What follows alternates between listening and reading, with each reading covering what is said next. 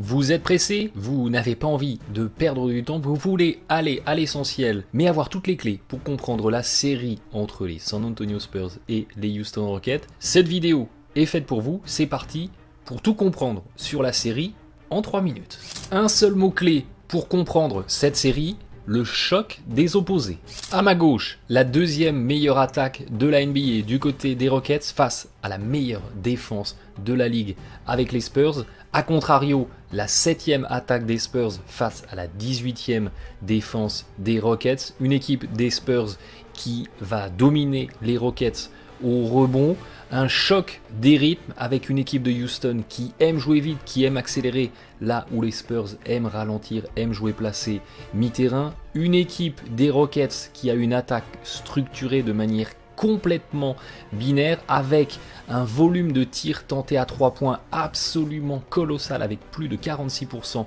de tirs tentés au-delà de la ligne à 3 points et puis un volume de tirs tentés tout près du cercle également très important et une inexistence des tirs tentés à mi-distance, une efficacité somme toute intéressante pour la finition très près du cercle et une belle adresse à 3 points qui situe Houston dans les milieux du classement de la NBA au-delà de la ligne.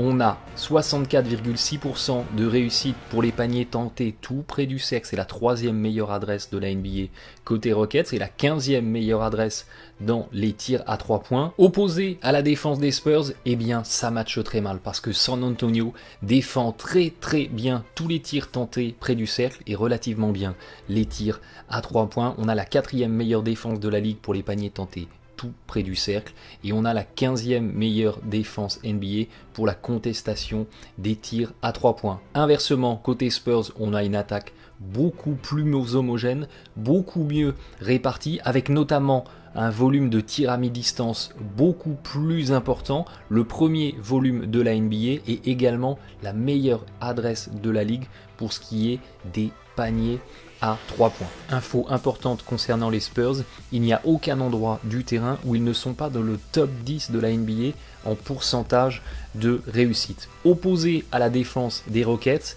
eh bien ça match aussi plutôt pas trop mal pour Houston, puisque les Rockets sont la meilleure défense de la NBA pour contester les tirs à mi-distance et la 4e meilleure défense de la NBA pour contester les tirs à 3 points. Par contre, on retrouve cette bipolarité, c'est la plus mauvaise défense de la ligue pour la contestation des tirs tentés tout près du cercle, les tirs ici. Si on rentre maintenant dans l'analyse précise des différentes composantes de cette attaque des Houston Rockets, eh bien on se rend compte que dans 56% des séquences que les Rockets se déroulent le plus en attaque, qui sont du jeu rapide en transition, des tirs de champ et du pick and roll porteur de balle, et ben l'indice défensif des Spurs face à ces composantes d'attaque des Rockets est de 248 pour 207, avantage à la défense des Spurs. Et globalement, la défense de San Antonio, ici sur le graphique en orange, eh bien, va surclasser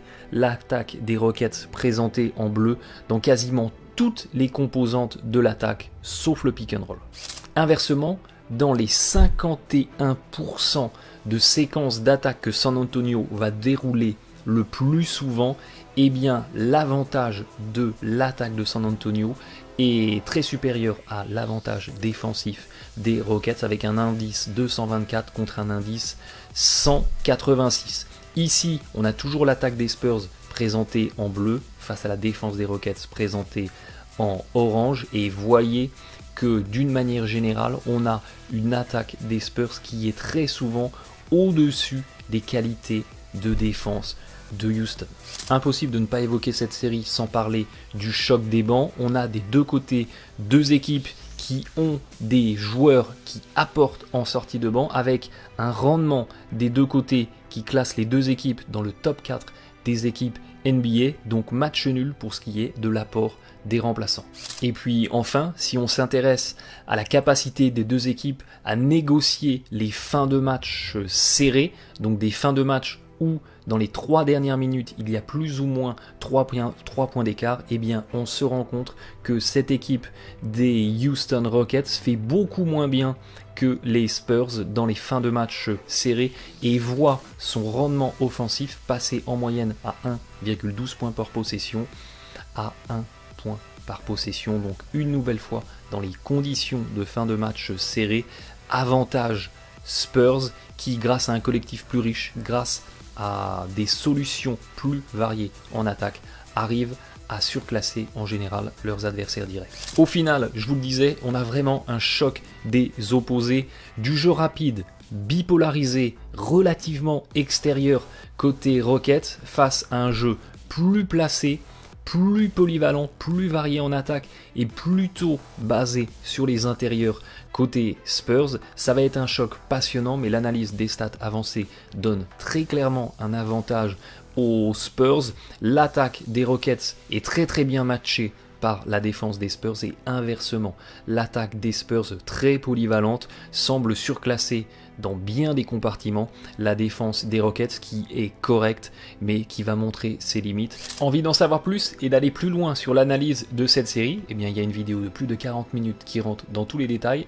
c'est juste ici. Merci de votre fidélité, bon match à tous.